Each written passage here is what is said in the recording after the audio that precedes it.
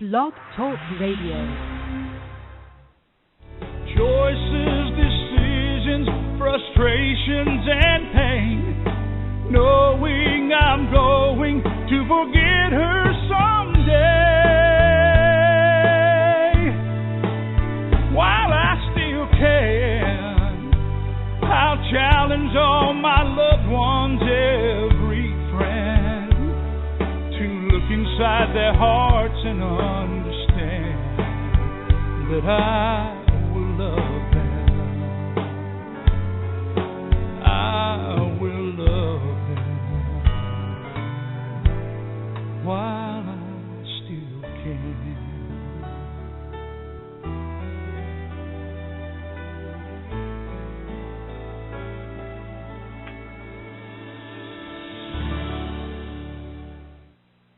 Well, hello, everyone, and welcome to Alzheimer Speaks Radio. I'm your host, Lori LeBay, and I'm the founder of Alzheimer Speaks, which is an advocacy-based group providing multiple platforms to shift our dementia care culture around the world from crisis to comfort. I've personally been on this journey for 30 years with my mom, who just recently passed away, and I am a firm believer we need to have a conversation. We need to start talking about this and educating people and getting them comfortable having the conversation. And by joining forces and just sharing knowledge and just having these everyday conversations that we have here on Alzheimer Speaks Radio and on our blog and on the Dementia Chats webinars and even when I do presentations, it really can shift things in everyday life. It can help remove the stigmas that are attached to memory loss that just trap not only the person that's diagnosed, but their families and their loved ones, and we can give them purpose back. We can be inclusive. And so it's just so important to have this conversation. And I know that collaboratively we're really making an impact because we were honored by Dr. Oz and ShareCare as the #1 influencer online for Alzheimer's disease. And I have to say, I was kind of shocked when we got that award. But again, it just goes to show how important this is to all of you. You're taking, just those few seconds to go ahead and like the program, share it with your friends on Facebook, share it with your Google Circle, share it with people on your LinkedIn groups. You never know who needs this information, and the more we push it out there, the more comfortable we will make people feeling in order to tap into this critical conversation about dementia. Here on the program, I love to interview everybody. So you could be our next guest. So feel free to reach out to me if you have a story you want to share. Maybe you're someone who just got diagnosed with dementia. Maybe you've been living with it for many years. You could be a family member or a loved one caring for somebody who's been on the journey or is still on the journey. Maybe you're a researcher. Maybe you've written songs or books. Maybe you have developed a product, a service, or a tool to help others. We want to hear from everyone because we know this cannot be one voice that we put out there. There's a common saying that once you've seen one person with Alzheimer's, you've seen one person with Alzheimer's, but it goes further than that. Not only is each person who's diagnosed a different individual, but so are their care partners, so are their environments in which they live and work and find entertainment, and all of that has to be taken into consideration. So I would really encourage you to join the conversation today. We would love to have you participate. You can do that a couple of different ways. One, you can call in live to the show, and that number is 714-364-4673. 714-364-4757. Again, that's 714-364-4757. And if you're listening via your computer, you can just click on that number right over the pictures and go ahead and connect via Skype. Or you can always use a landline. You can always, too, utilize the chat box because I will be monitoring that. So before we get started, I just like to give some shout-outs to some of my favorite organizations because when I, fell into this whole mess, and I'll call it a mess because I don't think it's anything anyone picks. 30 years ago, I didn't know who to call. I didn't know where to go. And so I really believe in these companies. The first organization I'm going to mention is Alzheimer's Disease International, and they are the organization of all Alzheimer's associations around the world. And so no matter where you are, you'll be able to find out who is closest to you. Plus, they are loaded with great information. The world statistics are absolutely fascinating, plus many resources. The Alzheimer's Research and Prevention Foundation, another absolutely fabulous organization. They have been around over 20 years, and they really focus on holistic measures. And I know for myself, I've found, meditation and yoga and things like that to be really helpful as a care partner, but they can incorporate this for people with the disease as well. They're about reducing stress, eating right, exercising, and so forth. So they have great educational programs and resources as well there. The Lewy Body Dementia Association is really important because they have a different symptoms versus just somebody with Alzheimer's. There's so many different types of dementia, so it's important that if you have Lewy body that you connect with this particular organization because they really understand and can guide you and support you with your symptoms. Same with the Association for the Frontal Temporal Degeneration. It's a whole different type of disease. Even though there are similarities, there are definitely some differences, and you're going to want to be able to talk with people who are dealing with the same issues. The National Aphasia Association is wonderful because they are all about speech, and a lot of times people have trouble with their speech, and they will be able to give you support there. The Alzheimer's Studies Group has a couple of trials out, and I would highly recommend that you check them out. One is their Tau trial, and another is for frontal temporal lobe, which is just launching. So go to the alzheimersstudies.com to find them, or you can go to the Alzheimer's team on Facebook for them. And then some things that I think are really important too are kind of recreational. How do we continue to click? How do we continue to engage? And Music First with Choral Health does a great job because they basically can come up with music prescriptions that allow us to find the music that is helpful for a person with dementia. Now, it's not just for dementia. It's for any of us. They can do this for children, whatever. But we can find music that will pick us up, that'll put us to sleep, that'll help us eat, that'll calm us down. So check out Choral Health. Music First is actually an app you can get on your phone. And then Puzzle With Me has just designed some fabulous puzzles. More age-appropriate, bigger in size, in fewer pieces, as well as Jiminy Wicket, which is a program that is it's a croquet program that is intergenerational, that matches up schools with memory units to play croquet on a one-on-one, and it's absolutely fascinating because it's also educational as well as a lot of fun. James talks about developing smiles and creating smiles per minute there. So again, lots of great resources. I'm just highlighting a few. but I do think that they're important. And if you've got some, again, feel free to call in and let us know about them, and I will pull you in, as we go through kind of breaks in the conversation. But let me go ahead and introduce our first guest here. Tanya Ward Goodman grew up at the Tinkertown Museum, which was a roadside attraction built by her father, Ross Ward, and it was in the mountains of New Mexico. She attended the Northwestern University, and she currently lives in Los Angeles, California, with her husband and 2 children.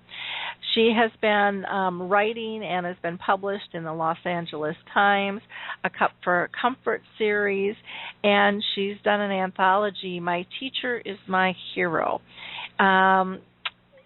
She's done some things with online at Brain and Child Magazine, the Huffington Post, Literary Mama, and she has just launched this memoir, Leaving Tinkertown.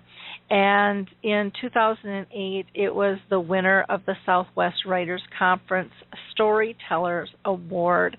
And it's just a very, very interesting story about her family and dementia.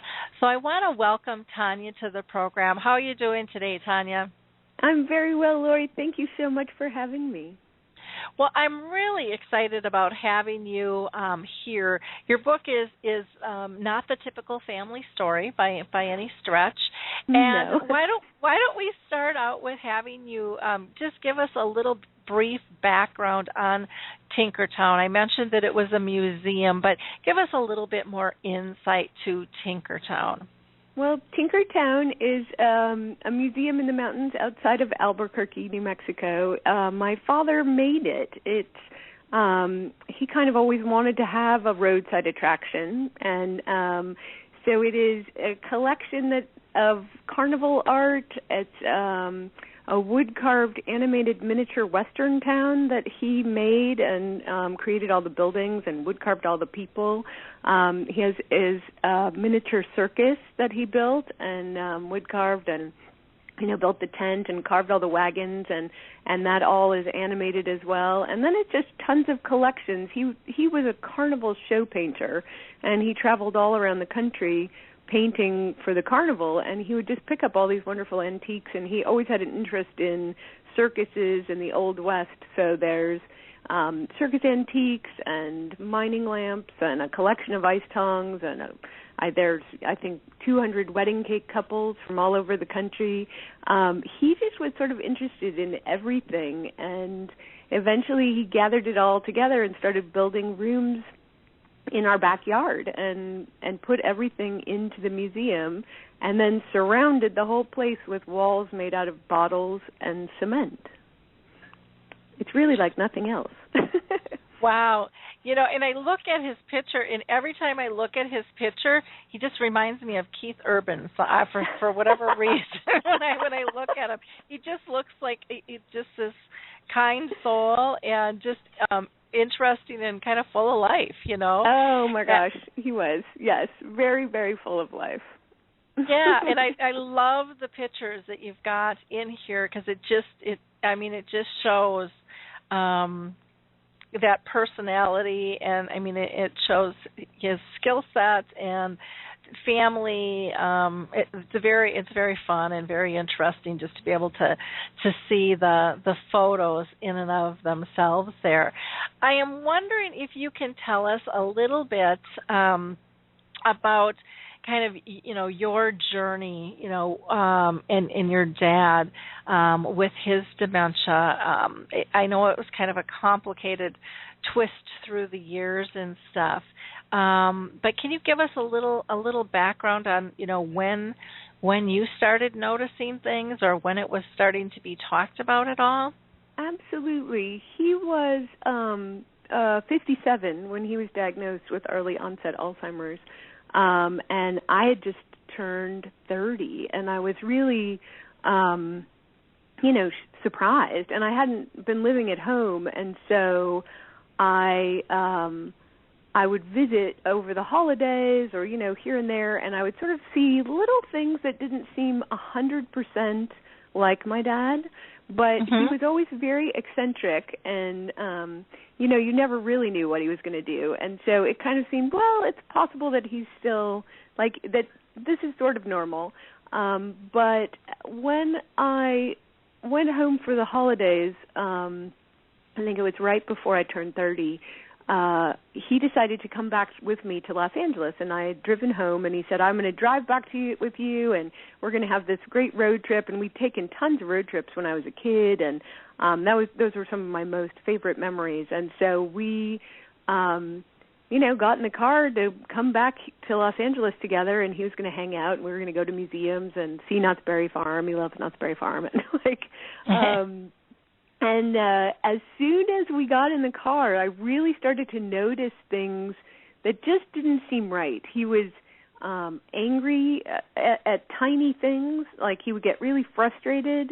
He was kind of confused when we were driving. He would look at the map a lot and kind of go like, now where are we going and what are we doing? And I would say, well, we're going to California. You know this. What do you think we're doing? And I thought he was sort of having me on, that he was joking with me.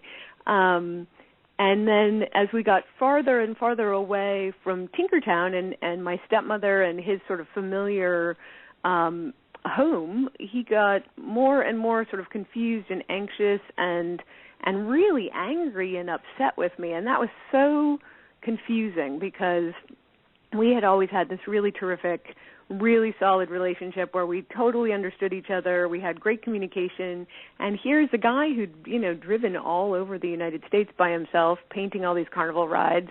He loved the atlas, the road atlas. He would carry around and look at all these little back roads and take these crazy side trips to see other, roadside attractions and do all kinds of stuff. And here was this guy that I knew who was now going, well, where are we? I don't know why we're on this road, and what are you doing, and why are you driving so fast, and now you're driving too slow. And it was just really, what's happening?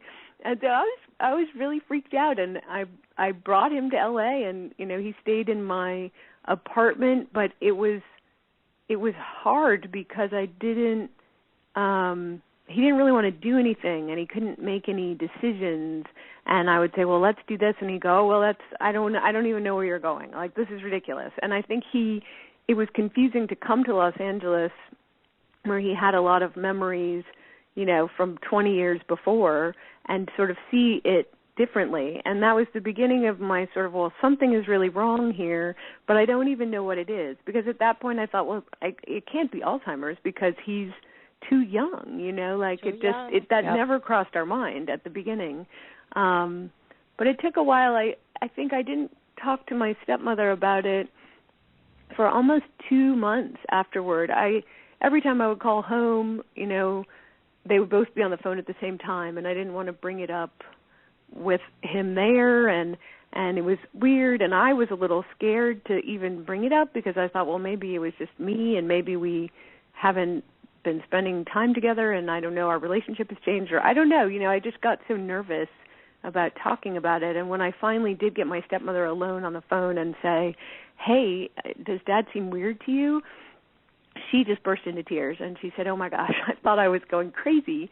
Thank God you're saying that I'm not, that you've noticed this too. And then we started sort of putting our heads together and trying to think of how we could figure it out, because it's really a mystery at the beginning, and you just have to you have all these little clues, and we had no idea, where it would lead us. Yeah, and like you said, there's lots of clues, and your poor, stepmother going, oh, I'm not going crazy, not wanting to talk about it, and she's trying to protect your dad and be respectful, and all of that stuff. Those are just such common telltale signs of the frustration with this disease, because people just don't know what to do. No. I know you had mentioned that there was a television host in New Mexico where Tinkertown is really well known, and he asked if your dad's hobby was starting to get kind of out of control. And what was that all about? Well, I think I think he was asking about, was Tinkertown my dad's hobby, and was it just was it something that went out of control, or was that my dad's sort of mission, Okay, and I don't think he had any hobbies, my dad. He just created. Like, he didn't do that for fun. He did that because he had to. He was really hardwired that way. Yeah. Okay, so that I wasn't sure if that question had anything to do with his vision, or kind of with the disease and stuff. I think gradually, like, what did get out of control for him, and what were some of the signs, and the things that were worrying my stepmother before I even sort of clued into it, were that he would forget how to use his tools, or the things in his workshop. He would go out to make something because he has all these power tools and bandsaws and stuff that he'd always used to make giant wood carvings and all kinds of and he would come in the house and go, well, this is broken, and she'd say, well, you took it apart, like, why is it all apart? Well, it's broken, it's totally broken. And that was starting to really confuse her, because why was he taking everything apart? Or sometimes she'd go out and it would have been turned off or unplugged, and she'd go, oh, well, it's not plugged in, of course it doesn't work. But she didn't think, oh, wow, like, okay, like, what's happening here? It's just one more little breadcrumb that you kind of follow these things and go, oh, wow, it's getting kind of clearer. But I think you compensate a lot. I know we both did for my dad, and I think my stepmother really did. I remember going to the doctors when we finally got him in to sort of have a checkup, and they do the mini mental test where, the doctor asks a series of questions to see, like, okay, what year is it? And, I'm going to give you 5 words, and you have to repeat them back to me later. And it's a sort of little test that you can kind of see how your short-term memory is working and how your long-term memory. And it was really hard for my stepmother not to answer those questions, and not to answer all the questions. He would say something, and she'd go, well, Ross is always doing that. And he finally had to say, hey, let's let Ross answer. And I think that is our tendency when we see a loved one going through something. We want to step in and take over, right? And so then it's easier for us not to see it. Yeah, very, very much so. We fill in the blanks, and I think part of it is we want the conversation to continue. We don't like those gaps and those silence, those unknowns. We just kind of squirm at those things. And oh my God, yes. Yeah. Yeah, no, I feel like we just talked and talked and talked when we were with my dad, and especially as his language sort of started to disappear. I mean, oh my gosh, I would just sit at the table at like dinner, and it's so quiet, and you're just blah blah blah blah blah, and clearly I can talk a blue streak anyway. And I remember once him looking at me and like, why are you talking so much? And then when you hear things like that, you think, oh, you're not that far gone. Like, you know exactly what's happening. It's Well, now, another thing I think that kind of complicated maybe things too is that you had noted that when you were around 10 years old, you started noticing your signs of your dad maybe being an alcoholic, and and that can have its own signs. Absolutely. Oh yeah. So then you're like, okay, well, there's that. So we thought, and he wasn't an everyday alcoholic. I don't think. I don't know. It's hard to explain. He would go for long stretches without drinking at all, and then there'd just be something would like turn off, and he'd just have a whole bunch of drinks, a whole bunch of beers or whatever, and just kind of get really sloppy, and then he'd be fine again. He was never mean. He was never, I don't know. It was confusing, but there was always that like, hey, is there a beer somewhere? And when once he started to sort of forget, that really kicked in. Like, he really had this craving, and I think it made sense because I think it's a way of relieving stress or covering pain, and you're just trying to knock yourself out a little, and so at the beginning it was very difficult because he would find ways to get a 6-pack or open a bottle of wine, and like, whoa, suddenly we'd be with this person who not only is going through Alzheimer's but is also like a little, out of it, and that was very difficult. But that was when we first started noticing the symptoms. We thought, well, maybe he's drinking secretly, and we don't even know. Maybe it's changed the way, because he wasn't a secret drinker. Like you knew, it was like we'd be at a party and it would just sort of tip over, But we thought, well, maybe that's changed, and so that was difficult too. Not knowing, and he'd also painted for years and years before they took lead out of enamel paint. He'd used an air compressor for years, so we kind of followed that road too to see, like, well, maybe there's something from all of the paint for all this time, and he'd been in these big ride manufacturing companies with all kinds of chemicals and junk, and you hope that there's a better answer, like lead poisoning is a better answer than Alzheimer's, but it kind of is.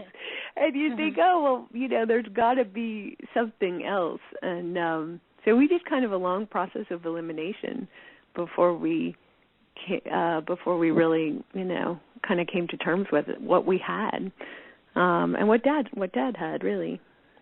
Yeah, well, and I appreciate your honesty about the alcohol, because that's something, a lot of times people don't want to talk about, but it is another factor, and alcohol itself, there is dementia that is caused, just from drinking, and I'm not saying your dad's was by any stretch, so don't misunderstand me there, but, all these different variables that we have in our life make a big difference. If you've got heart disease and you've got dementia, if you've got that, diabetes and this, it just complicates things. It makes it even messier than what it is. It really does. It really does. And then we have to spend, all this time trying to figure out, oh, okay, well, we're managing that, but you also have to manage this other thing. I think there was a long period of time where we were kind of, making sure there weren't beers in the house, or if we were having a glass of wine, because, at a certain point the caretaker goes, well, I could use a glass of wine. And we're like drinking it in coffee cups in the washer machine or something, and that was really, really hard. Although at the same time, I remember very clearly when my dad stopped being able to recognize non-alcoholic beer, because we would always go, well, here, try this. And he'd go, this is ridiculous, and I hate this stuff. Why are you making me drink this stuff? And one day we just went, hey, try this. And he went, well, this is delicious. And we were like, woo, relieved, but also incredibly sad, because that was another part of him that we, you could see, wow, he's drinking sharps.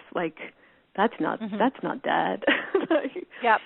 So it's a funny thing. You realize what you attach to, and when things start slipping away, even the bad stuff, you miss it a little, because it's what makes up your person. Yeah, it's what makes up normal. Absolutely.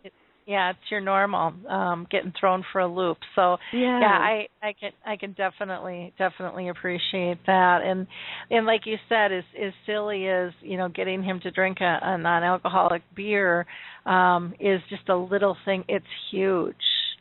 It's huge because he always used to know, and now he doesn't. And so it's just, and with this disease, there are so many goofy little losses like that we feel, and you wouldn't think that that's a loss, but it really it is.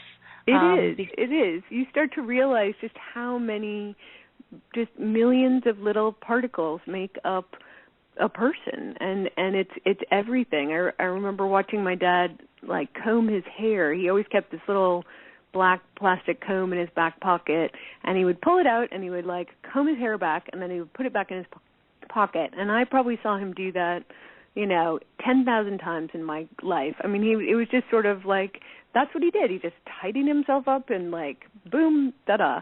And I remember watching that slowly slip away, and really thinking, oh my God, I'm going to miss that little plastic comb, and it's so strange to think that little plastic comb is a part of who my dad is, or who how I remember him and how I pull that together. And really, I think when I was writing this book, I like went over and over all of those things so many times, because like I was just I don't know, it's like they sort of composted in my brain, and I had to kind of resurrect my dad in order to write this, and then let him go again, and it was like I built him back up with all those little pieces, because I had to kind of get a sense of who he was before the Alzheimer's really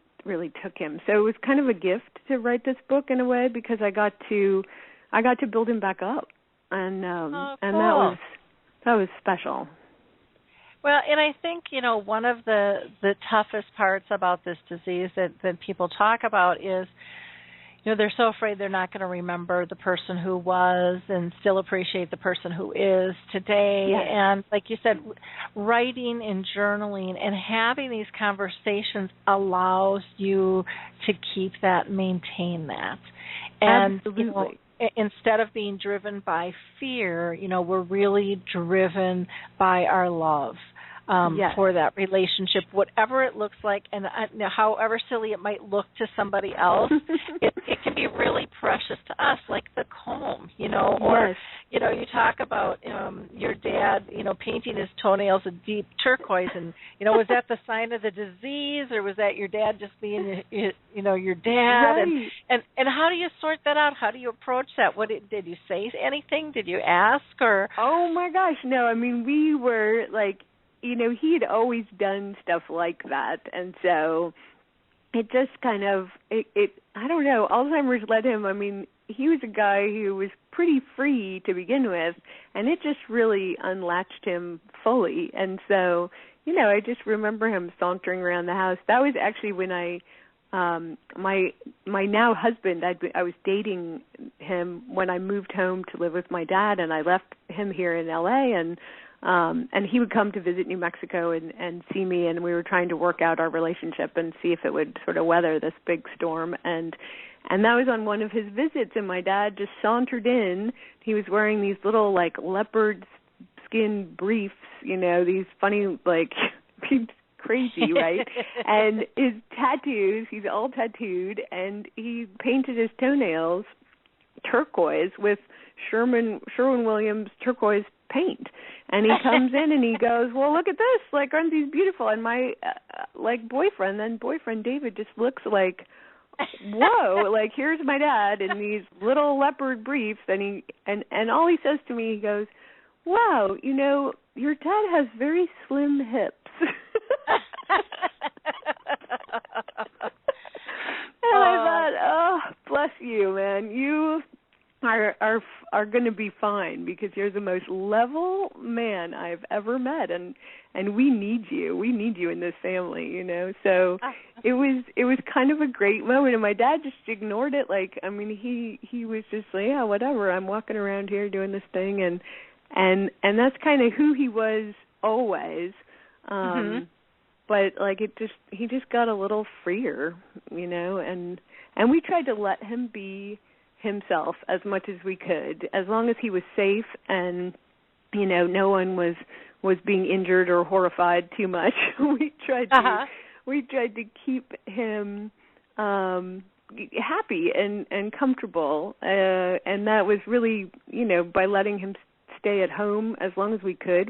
He lived at Tinkertown for almost his entire illness, and it was great. He could still go out and talk to people and be in the museum and play with his dog, and he just hung out all day and kind of watched people come and go and showed them things, and even when he stopped really wanting to talk to people, it was just good for him to be around in the mountains, sitting out in the sun with the cats, and it felt like, if he'd had a job at a bank or something, he wouldn't have been able to do that. But because he'd created this great world for himself and this kind of wonderful creative life, we were able to keep him in it for a really long time. And I think that was a gift.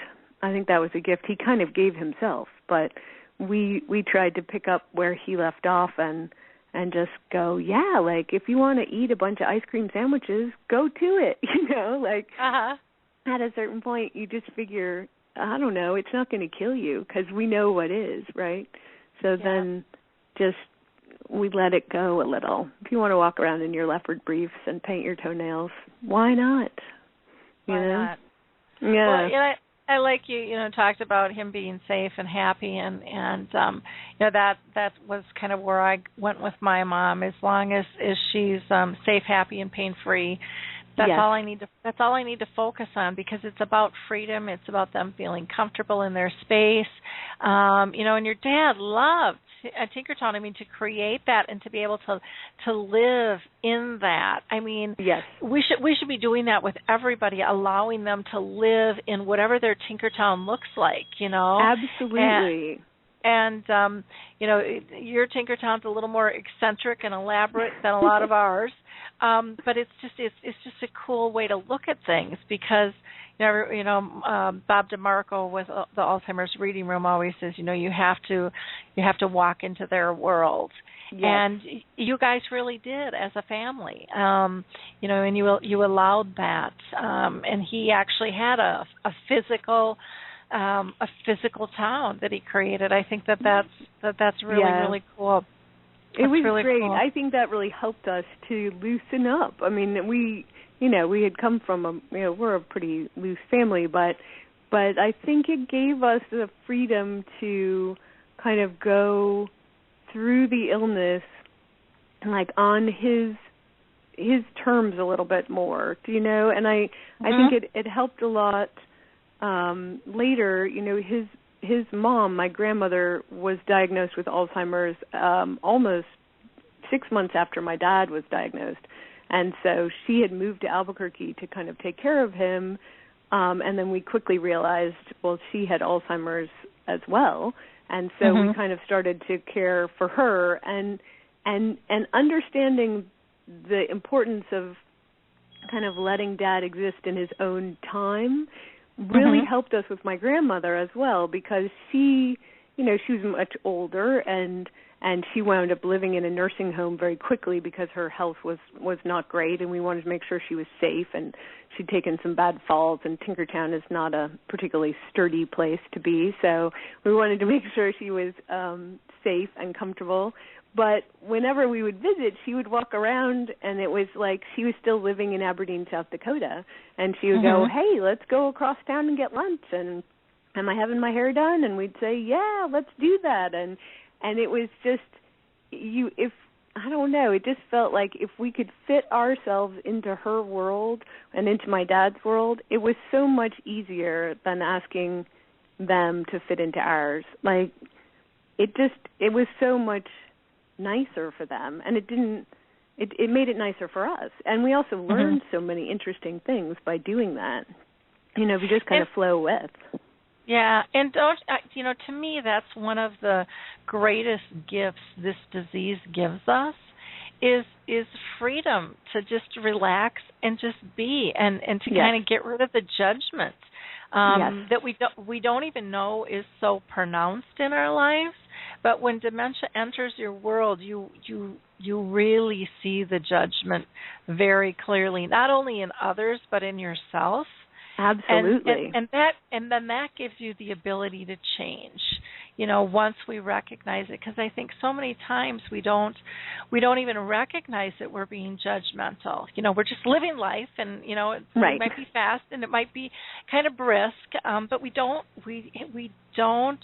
take into account the power of our effect on others, because we're so into ourselves. And I'd love for any of our listeners to call in and ask a question or make a comment. I just think this is a fascinating conversation at 714-364-4757. Again, that's 714-364-4757, or you can always use the chat box as well. We'd love to hear from you. Now, you actually made the decision to go and move back to Tinkertown. Yes. And how was that? I mean, that had to be a pretty mighty big adjustment for you. It was a pretty mighty big adjustment. It really was. It, I hadn't lived at home since I left for college, so I hadn't been there in 15 years, and I just moved back into my old bedroom in our house. But I think, when your old bedroom is in a house that's surrounded by a roadside attraction and there's RVs unloading tourists and you're like outside your bedroom window at like 9 a.m, it's very strange. So it took a little bit of time to get adjusted. I think my stepmother and I were both so heartbroken by my father's illness and also trying to sort of, kind of cope with it on our own and handle it. And she'd been really running the museum and taking care of my dad and trying to figure out what was wrong for probably 2 years before he was even diagnosed. And so she entered into our sort of post-diagnosis, like, family togetherness adventure already, like, exhausted. And I was coming from, living in Los Angeles in my 20s, frolicking about, doing whatever, and I was kind of flaky and a little unorganized and really sad, and I missed my friends and I missed my boyfriend, and my dad was, like, just my great, like, my first love, really. Like, my dad and I were so close that I was having a really hard time trying to think about myself without him. I think my identity was so tied up to him and to growing up in Tinkertown and to all those things that when I sort of saw him drifting away, I really didn't know who I was. So when I moved home, it was just like, wow. So it took us a little while to kind of get the hang of it. And then, we had all these beautiful visions of, like, I'll cook these elegant dinners and we'll hang out and have these family moments and it'll be amazing. And sometimes it was, but there's a lot of just the kind of, holy smokes, like, let's just eat a big piece of cheese and a tortilla and run to the next thing, or let's just make sure that, the museum gets opened and closed and Dad doesn't walk down the road, and that's our day. And once we sort of realized that, we all loosened up a little. Like, it became not, it's never easy, but we became more forgiving with each other, I think. And that is something that has carried through in our family ever since, really. I think having this happen to us made our family closer in so many ways and really, like, revealed us to each other in a different way and I think encouraged us to be compassionate with each other and sort of see, like, this is what you can do. This is all you have. And that's okay. Like, some people, we had friends who would come every day and check in, and some friends would come once and go, well, that's all I can do. And it's tempting to be distressed about that, or like to feel like, oh, I can't believe they wouldn't show up. But at a certain point we realized everyone has a different threshold and everyone is doing all they can do, and that's all we can ask, right? Mm-hmm. And that was really all we could ask of each other. And so I think it was kind of, I don't know, I'm very grateful that we were able to sort of come to that place, because it still is a part of our family, and this experience has sort of changed us and tightened us in a way that I don't know. I can't imagine it wouldn't, but it's really, I really recognize it and I really value it. Mhm. Yeah. Harry is just noting in the chat box here, you learned how to go with the flow and make no excuses. And he says, I just love your attitude. And again, I think that's part of the beauty of this disease is the simplicity of that being able to forgive and accept and recognize and appreciate. And those are all such key words that we overlook. Yes. You know, we talk them, but we don't live them. And this disease allows us to really live them and feel them. Yes, I do think it does. I had such a great appreciation for my grandmother, much more so than I'd had after knowing her my whole life, just sort of being with her in the last, year and a half of her life. I really connected to her because I felt like she was more open because Alzheimer's had sort of cut away all the little things that she used to kind of tie up and keep closed. It kind of cracked her open, and she was very free about sharing things and about just kind of living in a way, and that was really remarkable and really amazing to sort of see her in a different light. She was such a quiet, very, very, very conservative, very, very tight, here's the tiny little thing that I do, and I don't talk about anything, and I'm very private, and then she wasn't. And so I feel like I did get a better sense of her, and that was a gift. I have to take that as a gift. I mean, it was hard, but I do have to sort of see those things as and there were great moments with my dad. And we had so many good laughs and so much time just sort of hanging out together. At a certain point, I just realized, I've just really come home to be with my dad. And so I was. And we walked around and picked up rocks and built bottle walls and, ate ice cream. And just that's kind of what we did. And and I really valued that. Yeah. Uh-huh.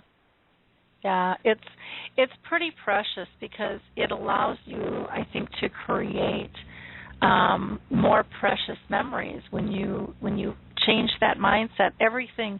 I mean, you are looking to capture the moments. Yes. You're looking to create the moments versus just walking through life. You live it much more consciously. Yes. And that's just massively, massively huge. Now, your grandma passed away, and your dad had dementia. How did he go through that process? Did he understand? Where was he at? Did he grieve? He did a little.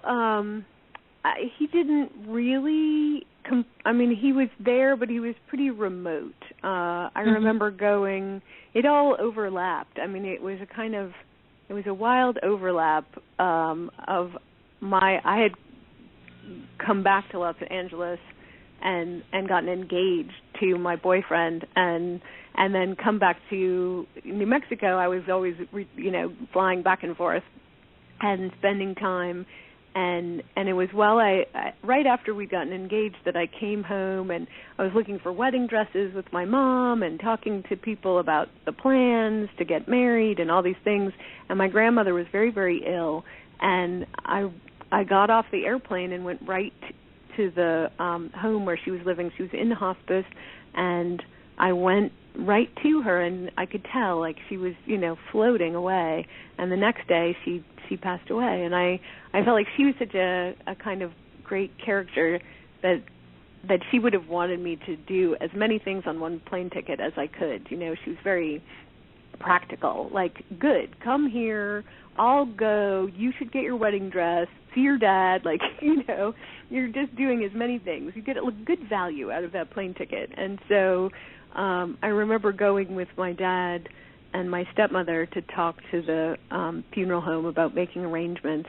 And he was kind of like a child who understands it. I have 2 children now, and so it's sort of like my daughter is 9, and when I explain that people have died, she understands it, and she gets sad, but it's also 2 seconds later she goes, well, are we having ice cream for dessert? It's a kind of, and I think he was a little bit like that, and he kept saying, my mama died. But it was just that he didn't ever cry, and he wasn't ever I don't know, he was kind of there, but then he was happy to eat a sandwich later, and that was hard. And then so my stepmother and I kind of took over and went back to Aberdeen with my grandmother and buried her next to my granddad.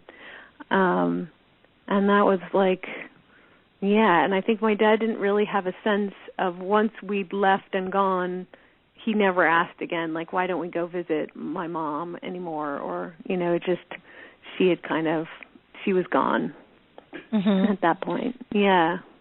Yeah, my mom was like that with my dad when he passed in 2001, and she was very stoic and so socially appropriate and greeting everybody, but she didn't really make the connection that the man in the casket, she had been married to almost 50 years. Right. And that was actually a blessing, because I think if she would have made that connection, she probably would have gone shortly after him. Right. And so, I chose to just look at it as a gift that, she was able to partake. People were able to see her and interact with her. And, I mean, socially, everyone's just like, oh, my gosh, your mom's doing so well. And I'm like, she doesn't, she's not quite taking it all in. Right. But that's okay. That's absolutely. Okay.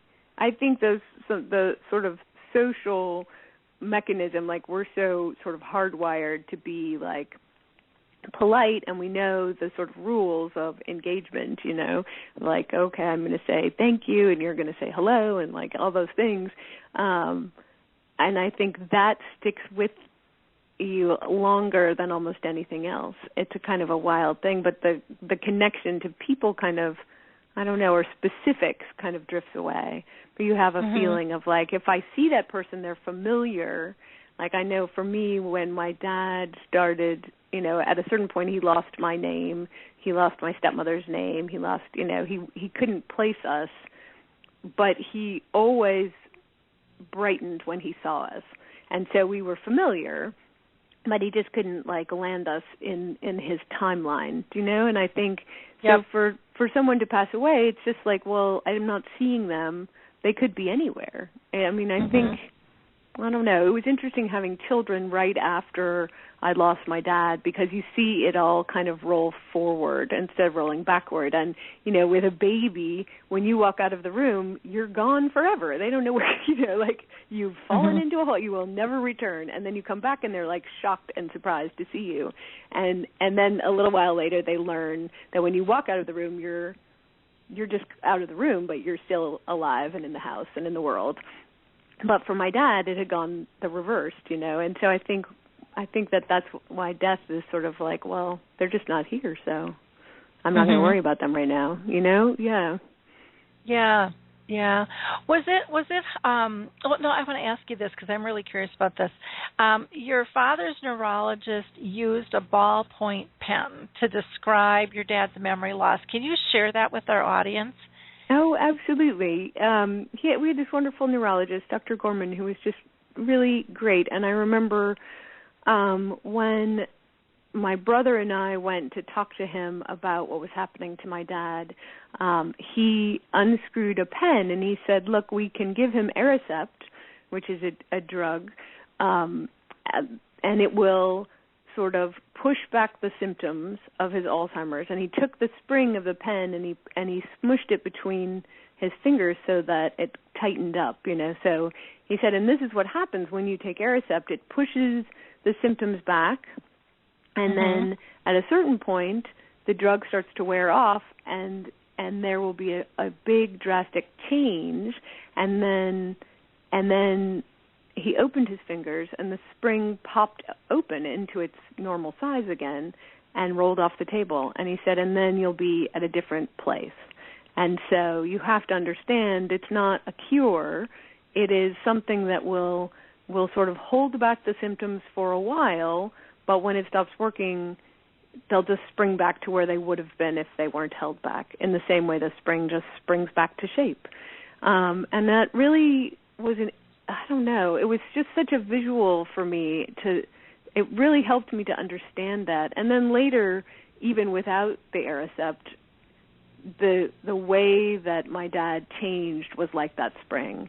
Like he would sort of stay in one place for a long time, and I think they call it you sort of plateau, and then suddenly, you know, overnight almost, he would drastically change, and it would just be like, wow, we've dropped, you know, we're at a whole different level now. We're at a completely different space, and that was hard.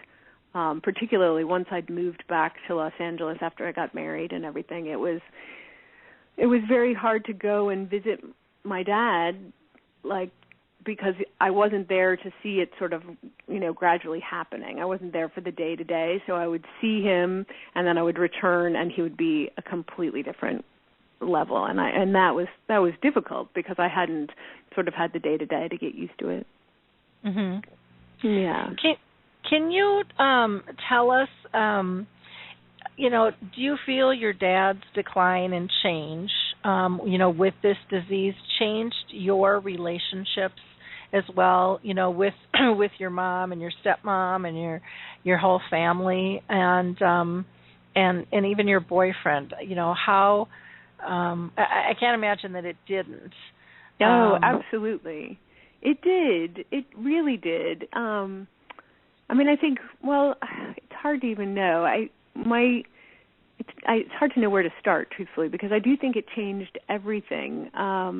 With my then boyfriend, he, you know, it made me realize, like, oh my gosh, like, life is short. If you find this person that you love and you feel like you should be with them, you know, and you don't know what's going to happen. So, and I think my dad was always saying, well, what are you doing here? Well, I thought you lived in Los Angeles. Like, he was really confused that I would come home. Like, why would you come back to live in your old bedroom? Like, what's wrong with you? Go live your life, you know?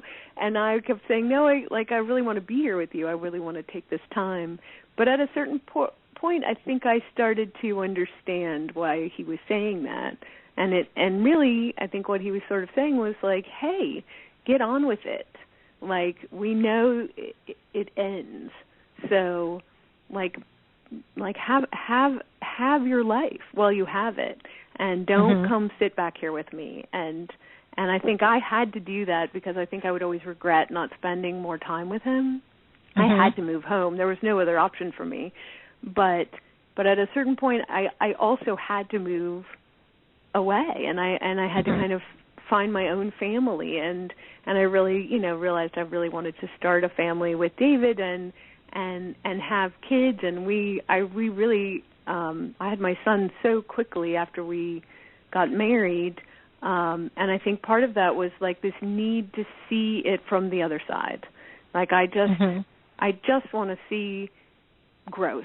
I just want to see new learning and new words, and I want to see life, and that was something my dad gave me. I mean, I think a huge appreciation for life and discovery and curiosity, and I just felt like, oh my gosh, I have to do that. Cool. Yeah. Now, here's got another question he's posing. He said, what kind of advice can you give to care partners to remember those loving memories and not dwell on the, oh, I miss you so much, and kind of go down the rabbit hole? Well, I think for me it helped a lot to write things down. It helped a lot to write them down during the sort of worst parts. I took a lot of notes, and that's because I'm a writer. That's what I like to do. It's what I find comfort in. But I remember during some of the hardest times, I would write stories to myself about better times.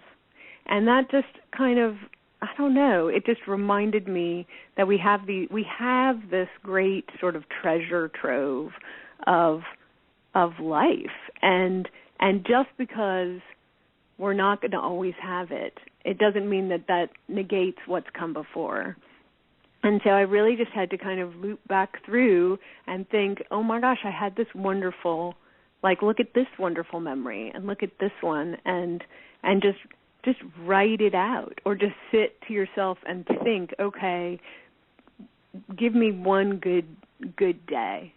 Give me one good day today, and that can be from anywhere in your history, and just think of that one good day and how lucky you were and how happy you felt on that one good day. And then that'll remind you that there was another one and like 6 more after that, and how terrific it is. And, you know, none of us are going to be here forever. I think when we realize that I don't know, that death is inevitable, it helps.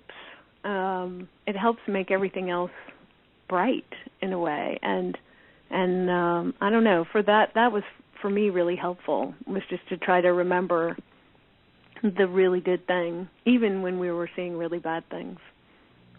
Yeah, I know. You know, for me, my mom just recently passed, and I did pretty good. And then that month hit, and then I kind of went down the rabbit hole, and I, you know, had a couple of friends go, "Come on, you know, you can't do that. It's been a month." And I'm like, you know what? Everybody grieves on a different pace. Yes. And I just need to feel this. And for Absolutely. me, what I did and what I'll continue to do is to realize that you can't have that great loss without having a great love. No. And so then I tried to reframe it that it, you know, it's a gift to me to feel this pain, because some people will never ever feel it because they've never had that type of relationship. And so that would help me reframe. And then laughter, I think, is so important too. You know, remembering. So important. You know, your dad and his boxers and his, you know, and his turquoise toes, and I mean, gosh, yeah, those things. You're going, that's my dad. No one else's. That's mine. You know, that's I mean, mine. It's just you claim those things, and you do, and they're precious and they're beautiful and they're hopeful. And I can't believe our hour has blown by so quickly. It's really my goodness. Very fun conversation, and I really would love for people to get your book called Leaving Tinkertown. I think it's just a beautiful, heartfelt story of the uniqueness that belongs to each of us if we choose to claim it. And again, the gifts that are wrapped in this disease, you know, the lessons that are taught, and we can look at them as being really painful and hurtful, or we can really truly look that there are lessons that can help us improve our lives. And I am a strong believer that as difficult as this disease can be at times, there are beautiful, beautiful life lessons that will enrich your life if you just open up your mind to learning. Yes, you know, I think so too. Well, great. Now, to get your book, they can go to TanyaWardGoodman.com. And you also have a Facebook page. So if somebody types in just Leaving Tinkertown. Leaving Tinkertown on Facebook, yes. And and you can find the book on, you know, your local bookseller, Amazon, the University of New Mexico Press site. Mm-hmm. Wonderful. Well, thank you so much for being with us today. It really was a pleasure to have you on the show, Tanya. Lori, it's such a nice time. Wish you all the best, and thank you for sharing your story and taking the time to write it. You know, people don't have a clue how much work it is to put a book together, but you know, these stories are so important for us to all hear and to share. So, thank you very much for all your work. Thank you so much for having me. It was such a pleasure. Okay, bye now. All right, bye. Before I introduce our next guest, I'm just going to do some mid-program highlights. Some of the platforms that Alzheimer Speaks has to offer that you can go back and check. Our prior radio show, the one on the 25th, we talked about surviving Alzheimer's with Paula Spencer Scott. And that book, Surviving Alzheimer's, I brought it actually to my Memory Cafe. I have not gotten it back yet. They love this book. It's a great resource on multiple levels. So listen to that conversation. That might be another book that you want to pick up. Our next show will be on the 8th, and we're going to be talking about the decision-making, process when Alzheimer's hits. So, and again, all of our shows are archived, so you can go back and listen to any of them at any time. On our website, you can also find our last Dementia Chats, which is a webinar where I interview people with dementia, and we talked about living safely with dementia. So we talked about wandering, we talked about vacationing and shopping, and just living within your own home and how to do that best. Our next chat will be coming up on April 11th, which again is next week, and that will start at 3 p.m. Eastern Time. Again, if you go to our About page, there's a tab specifically for dementia chats. You can log in. There's no cost to that at all. And then some of the blog posts that I want to mention is our intern Michelle just did a great blog called Kudos to Caregivers, which is cute and has had a lot of chatter on that. And there is one blog post that I just wrote, and I'm just going to share it with you here on the show about the memory cafes, because I'm such a believer in these social support groups for people living with memory loss and their care partners, and the impact that they can have. And Beth wrote to me and she said, my parents went to the memory cafe this week. My dad was reluctant, but he said he'd try because his mom really wanted to go. And after they got in the car, he said he really enjoyed himself. And her mom said the same thing. And she said, the other day I took him to lunch with a friend from high school, and she said, out of the blue, he told my friend that he has Alzheimer's, and then he told her about the memory cafe and how much he liked it. She said, I felt the type of pride I usually have for my kids, but it was my dad. I've never heard him talk about it. I can't thank you enough for reaching out to me and letting me know, about the memory cafes. And I say that not to pat myself on the back at all. I'm just very much an advocate for getting these memory cafes popping up all over.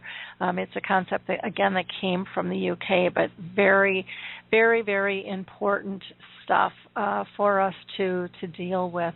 So, and to be able to share. And if you want more information, again, you can go to the website and just go to the About tab, and there's a whole page on the Memory Cafe concept, as well as the Purple Angel Project, which is all about becoming dementia friendly as well. So would love to talk to you about that.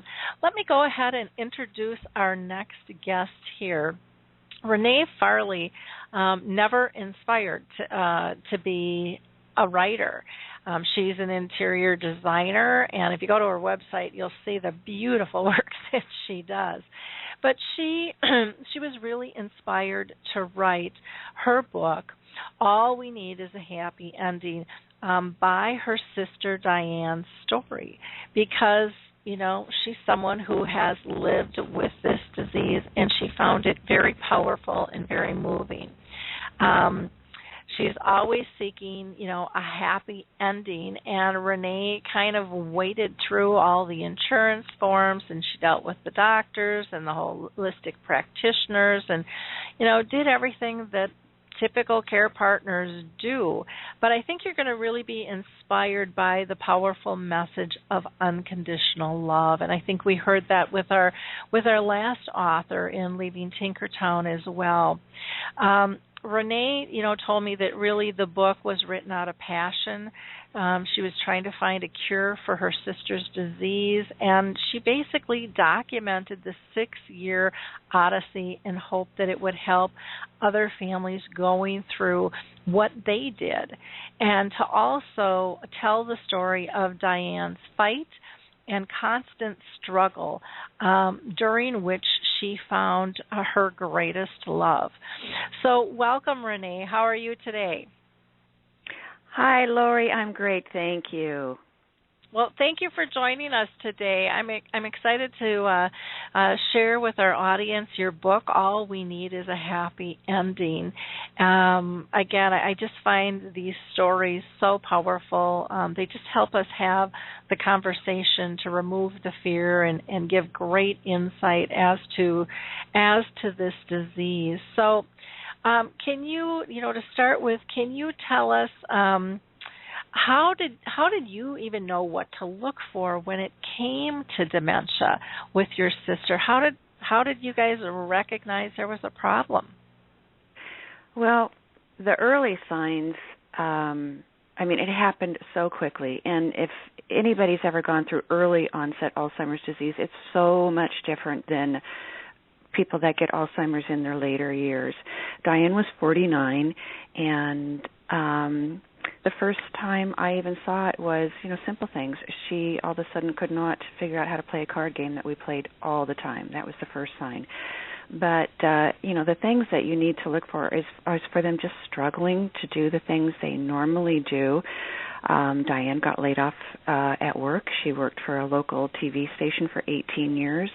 And all of a sudden they put her on leave and said, she's got, some issues. She thought, they thought she was just stressed out and maybe needed a little break. So they put her on short-term disability. And she was just doing, odd things. So as soon as they put her on disability, of course, I had to take her to a doctor to have it approved. So, they started sending her psychologists. And again, it was just step by step by step. Again, she would do very strange things, like after she wasn't working, she, of course, never wore a watch, and she had a watch collection. She had like 30 watches at one point, but she never had even looked at these for years. So she told me one day she went to the store and she bought 30 batteries for all of her watches. And, I thought that was a little odd. And she was a gardener. She loved her flowers. And one day I went over and she'd planted all her flowers, but they were all just barely in the ground. And, there was like 3 inches of roots sticking up. And I said, well, why did you plant your flowers that way? And she said, oh, Martha Stewart said that's the new way of planting flowers. And, you just kind of laugh a little bit, but, you just didn't know exactly, how to treat all this, because at this point we had no idea what was going on in her head. And she read a lot of women's magazines, and everything that she read about her confusion and her brain fogs, she blamed on menopause. Because I guess we had never been in menopause yet, and had never had children, but I guess it's the same way. Your brain gets sucked of all the energy for a while. So it was just something that she thought was just her age. But it got to the point where she was struggling more and more for words, which we all do. But again, it took us 11 months and 11 specialists. We just kept digging further and further and further, because I just didn't believe anything the doctors were telling me, because it just didn't make sense, because I knew her because she was my best friend. And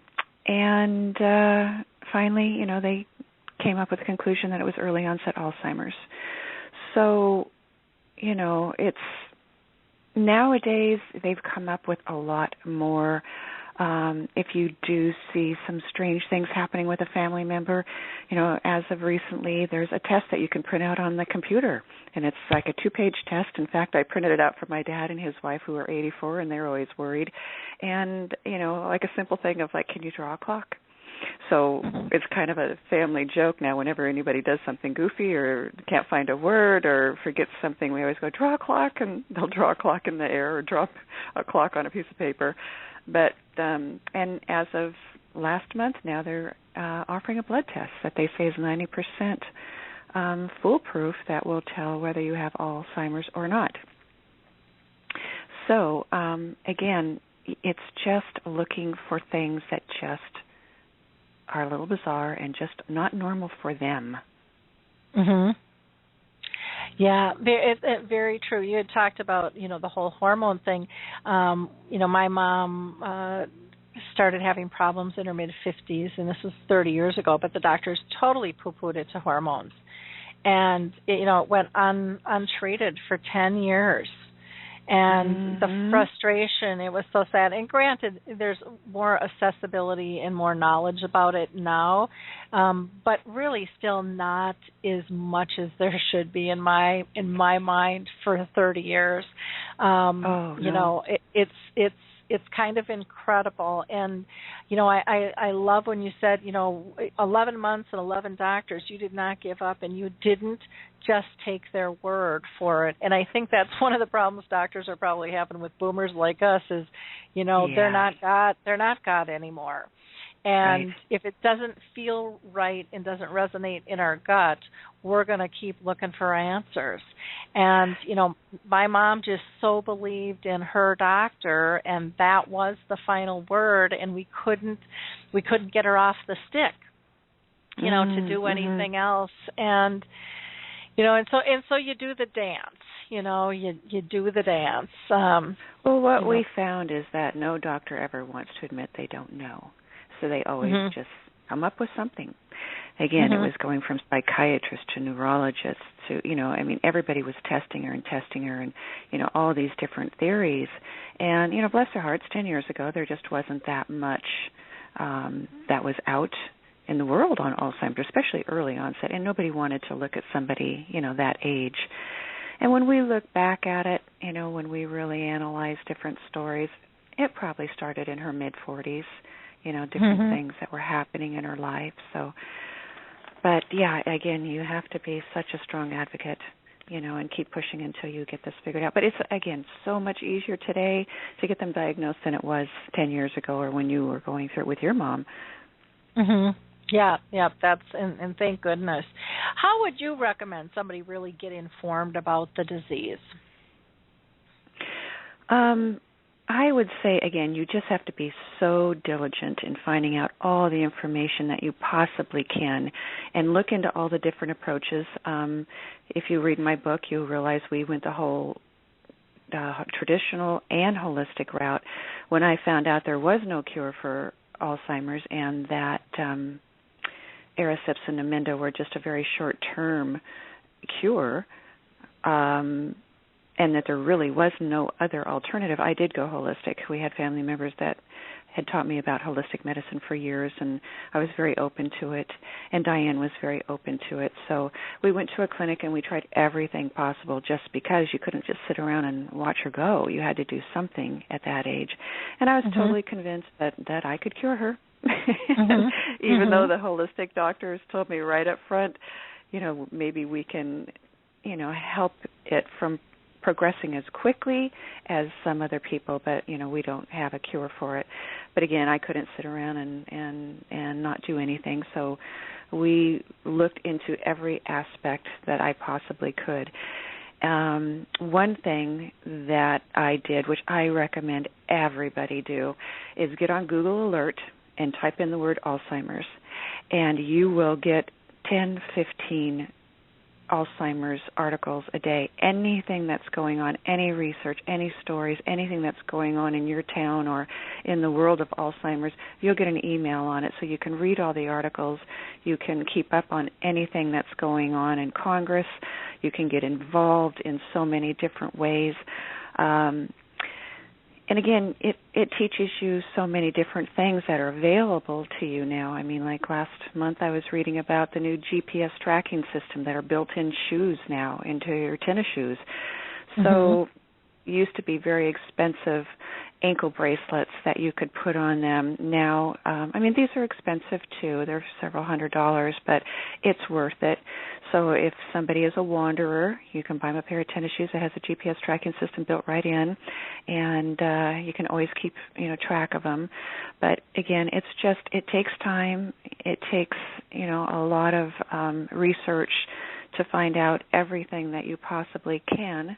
And then that can be frustrating, too, because everything that you read, there's still no cure. So, but again, anything you can possibly do to stay informed and help your loved one, you've got to do it. Yeah, it's, you'd mentioned the GPS tracking system.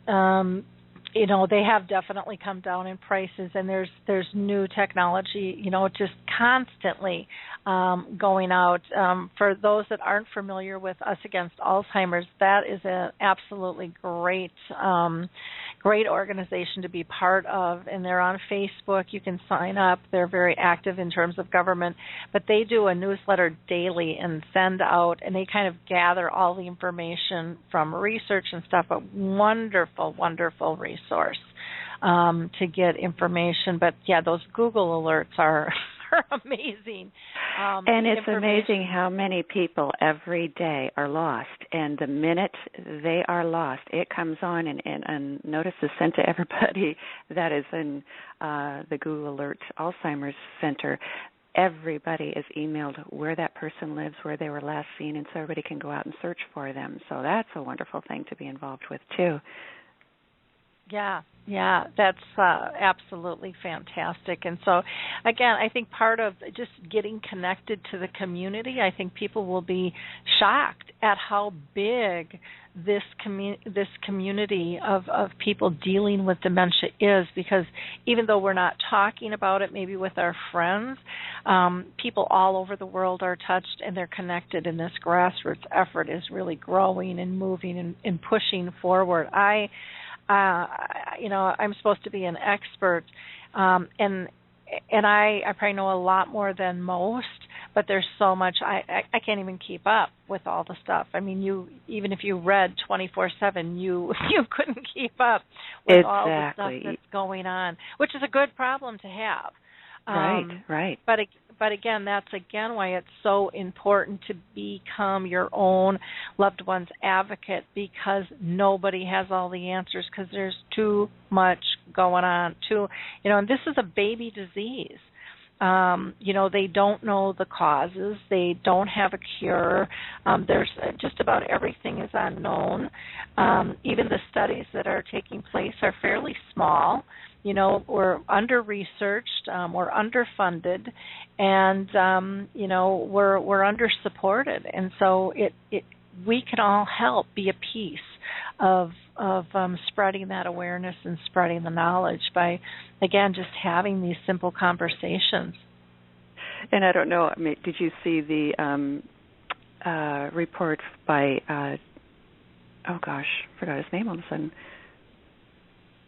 The guy, the movie star, Hilarity for Charity. Rogen? Seth Rogen. Thank you. I love him, and the fact that, his mother-in-law has Alzheimer's, early onset Alzheimer's, and he's watched her basically become a vegetable in 5 or 6 years, just like I did with Diane, and started Hilarity with Charity. So he's got a lot of the movie stars putting on charity events, and all of the money goes to Alzheimer's. And he went to Congress last week. Did you see that video? Mm-hmm. Yep. Oh, yep. It was great. But out of, 25 chairs that, the congressman should have been sitting in, there was 3 congressmen that showed up. And, he gave a great, compelling, funny speech to Congress, but only 3 people heard it. And that's the part that's a real shame, too, is that, we're just still, baby steps. And I'm sure that you heard this, but for the audience that didn't know that, even last week they came out with, it used to be 1 in 8 women are going to get breast cancer. Now it's 1 in 6 over 60 are going to get Alzheimer's. So that's a pretty scary thought. And it just has to get more publicity. It has to get more funding. It's just getting out of control. It really is. And it's such an important factor, and the numbers change. That's one of the things that I have a hard time with is you can't compare numbers from last year to this year because they assess them different all the time, and so it gets confusing. But you can't, no matter how you slice it, the numbers are massive, and they're still, in my opinion, underdocumented because so many people won't talk about this. So many people won't go to the doctor because they're afraid of the stigma and what's going to happen with them. And then there's others that just think it's old age, it's forgetfulness, it's normal, and then all of a sudden it's not so normal. And there's a crisis. Someone's wandered away or gotten in a car accident or whatever it might be. And it's also a little alarming. Last week I was reading that if you do take this blood test and you do find out that you have the gene that may turn into Alzheimer's, then you have to worry about your long care insurance plan. If you haven't taken one out, which, people in their 40s and 50s probably aren't thinking about that quite yet, you probably won't be able to do that now. So, it's going to prevent people from taking the test because they're going to be afraid of their long-term care.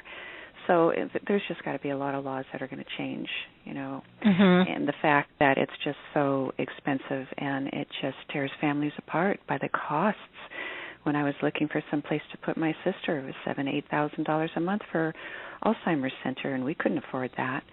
So we eventually found a beautiful place for her, but that's about the average, Yep.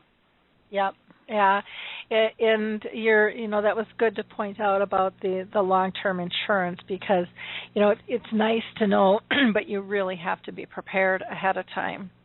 And there are a few doctors out there who will say, we'll take this test, but I'm not going to put the results down until I'll tell you, but you need to get your ducks in a row, and then I'll document it in the file. Because once it's in the file, it's not going away. And very few doctors will do that. But I know I have heard a few stories of doctors who are willing to do that. And, you can't, you have to protect yourself. You have to be, smart. And the rules of the game are going to continue to change on how this affects insurance and just your normal health care insurance as well and stuff. So, yeah, it's an interesting process, and it's extremely complicated, and but it's one that again we have to have the conversation here. Can you tell us how and why you think people should consider becoming a really diligent advocate? We kind of touched on that because no one really has the answers, but can you give us a little bit more depth to your insights there?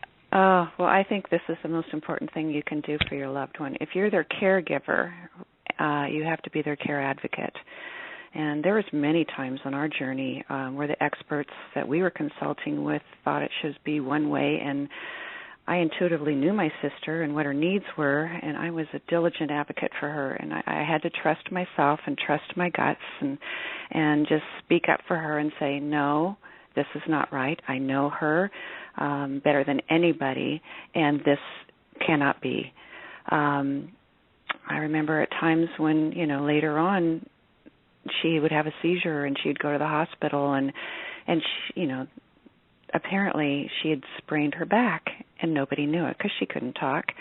And so they said, oh, she's screaming because she's scared because she has Alzheimer's. I said, no. My sister has a very high tolerance for pain, and she's not that type of person. She's not scared. She's in pain. But they would just oversee things like that. But, again, I fought and fought and fought. And, again, I knew nothing about this. As you said, I've been an interior designer for 30 years. I have no background in anything medical or writing for, as much as that goes. I mean, I've never had a writing class in my life, yet I wrote a book. But you just have to trust yourself and go and fight for your loved ones for everything. And, it will just come automatically like it did with me, I'm sure, but you just can't be afraid. And it did my heart good. Last month I have a girlfriend that's in the hospital with cancer, and I walked in to visit her, and her daughter was there, and she says, oh, I am so glad I just read your book, because I wouldn't have known that I can stand up to these doctors and ask questions and do my own research. And she goes, now I have the strength to do that, and I am. She goes, I'm documenting everything, I'm recording everything, and I'm looking it up, and I'm questioning them. And I said, good for you. I says, if by reading my book does nothing more for people than to give them the guts, to stand up to these doctors when they think they need to. That's all I asked for. I mean, the book was written to help others that were going through what we're going through. And we tried to take it step by step. And, going back even to the holistic scenario, a lot of the stuff that we did 10 years ago, like they said, pull all her fillings out. And I did it. because of the aluminum. I took all the aluminum out of her house. I took all the aluminum out of her body and the products that touched her body. We made her whole house very organic and holistic. And people thought I was just crazy and it didn't work. But, today they're still writing about, they're finding more and more facts that, aluminum can be a deterrent in one's health. So, again, it's just trusting yourself, listening to and knowing your loved one and standing up for them. Mhm. Now, in the book, you talk about a story of, your sister started having a relationship with a man, and there got to be a lot of jealousy, and where she was living, they kind of put the kibosh on her seeing this man and being on the bus with him. Can you share a little bit on that? I had a similar situation with my mom, and but if you can share that story with our readers. That was my favorite story when Diane was living. She was basically living in a senior home. She was the only one that had Alzheimer's, and they didn't even treat people with Alzheimer's, but she wasn't far enough gone yet that I could put her in some place like that. So we found a senior home down the street from me here. And, she's a lovely girl, and everybody thought she was a spy when she first came in because she was so young. Nobody could figure out why she was there because she was 52. And everybody else is, in their 70s and 80s and 90s. But anyway, everybody watched over her there, which was wonderful. They all, I think it did their heart good because, they might have been on walkers and they might have been old and their bodies were falling apart, but they all had their brains and they could still do everything. Diane couldn't do anything. She couldn't participate in the art classes or the exercise classes or, the chats by the fireplace, the book clubs. She could do none of that. So basically, she was sitting in her room a lot. And one day, in fact, it was the day that Diane and I walked in and checked the place out before we even moved her in. Abdon, who was the bus driver there, he's the one that took everybody to all their appointments and took them all to all of their events. He saw her and fell madly in love with her. And he thought that, she was with me and that we were checking in our mother or something, and he kept seeing her and just thought it was somebody's daughter and just was in awe of her. And she was lovely with her long red curly hair and big smile. And finally he asked who she was, and the help said that she lived there, and he was just heartbroken. And anyway, he came up to me one day and he said, is it okay if Diane rides on the bus with me? Just to get her out of her room. And I said, oh, absolutely. That would be wonderful. So every day he would go pick her up, put her on the bus in the front seat, and she would just ride with him all day. And he'd bring her home for lunch, and then he'd put her back on the bus, and they would go drive all day long. And she just loved it. And then she felt she had a job. That was her job, was helping Abdon take care of the people on the bus. And then all of a sudden, they started getting romantic, and it became this beautiful love story. And Abdon was the most wonderful man. He was her age, her height, little 5'2", retired military with 6 kids of his own, a caregiver. I mean, he was just an amazing, amazing man. And they ended up having a little romance. And all of a sudden, all of the old women on the bus got very, very jealous of Diane because she was getting too much of Abdon's attention and they weren't getting enough of his attention, so they boycotted her. They went to the manager and said, we don't want Diane on the bus anymore. Well, I was heartbroken, and I had just gotten married, and my husband, I wanted to sign a petition because I knew all the gals, that loved Diane wouldn't mind her on the bus. And my husband said, no, we don't want to get Abdon fired. We're already pushing the envelope, here, so we don't want to get Abdon fired. So I had to kind of back off, and I was just heartbroken because here she was stuck in her room, for several hours a day. Well, one day I was over visiting Diane, and this gal came up, and she grabbed me by the arm. She goes, are you Diane's sister? And I said, yes. And she goes, well, I am so upset Diane is kicked off the bus. And I said, well, I am too. I wanted to sign a petition, but my husband said that we would be putting Abdon at risk by doing so he wouldn't let me. And she goes, I want to do it then. And I said, okay. And she goes, but I don't have a typewriter. Will you type something up and put it under my door? And I said, I shall. So I went home and I typed it up and I stuck it under her door the next day. A couple of days later, she called me back and she goes, Diane's back on the bus. And I said, well, that's wonderful. She goes, I got a bunch of people to sign the petition, and I marched into the manager's office, and I said, we want Diane back on the bus. And I ended up talking to this lady for hours, and she was and I said, I just love your spunk. I want to be you when I'm your age. And she goes, well, you have to be spunky to get to my age. And I said, well, how old are you? And she goes, 96. Oh, but just as smart as a whip, but they were so protective of her. And that was the beginning of their love story, and he was there until she died. Oh. It's my mom, through her twists and turns, actually fell in love with somebody. And I didn't know who it was, and she would just tell me about this man. And I couldn't figure out who this man was. She lived in a nursing home. And I looked and I scurried, and I was so excited because she was like a 15-year-old. She was just all giddy, and her eyes were sparkling, and she was just, she was so in love. She was just so happy.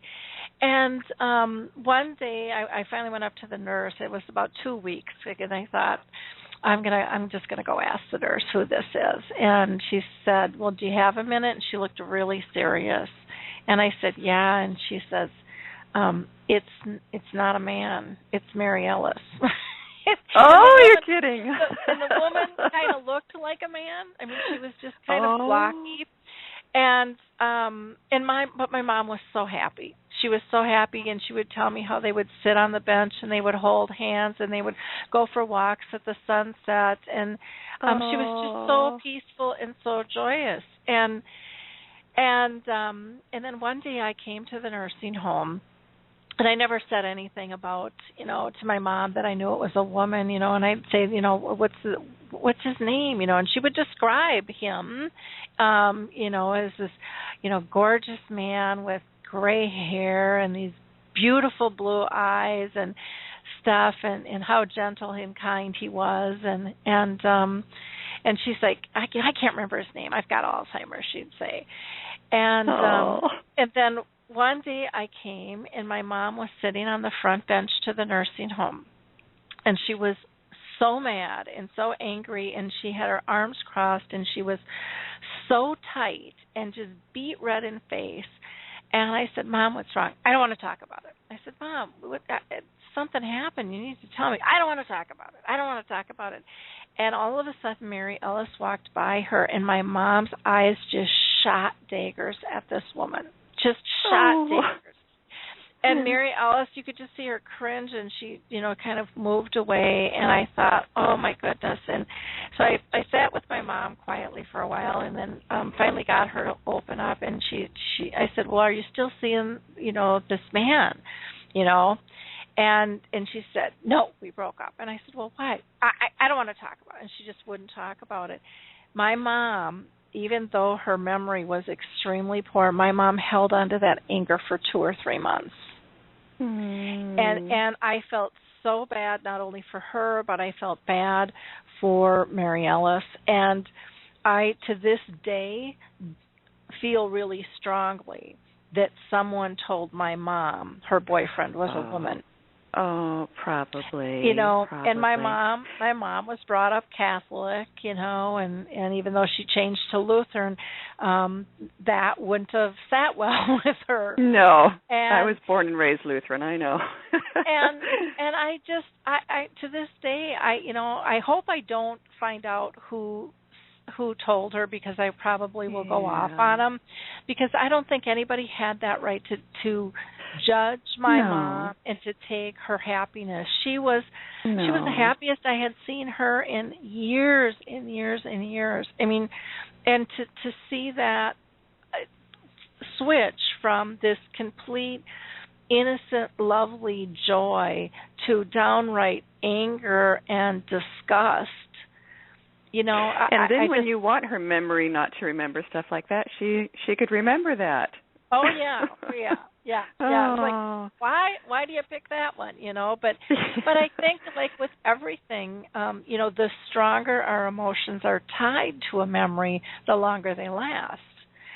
Just like with music, people go, how can we remember all that stuff? Well, it's tied to huge emotional stance within us, And so, but I wanted to hear your story and to have you share that with our audience, because I think, this stuff happens. And, just because a person has dementia doesn't mean that they should lose their right to love and be loved. No, and Diane had been married twice before and had given up on men. I mean, she didn't want anything to do with men anymore.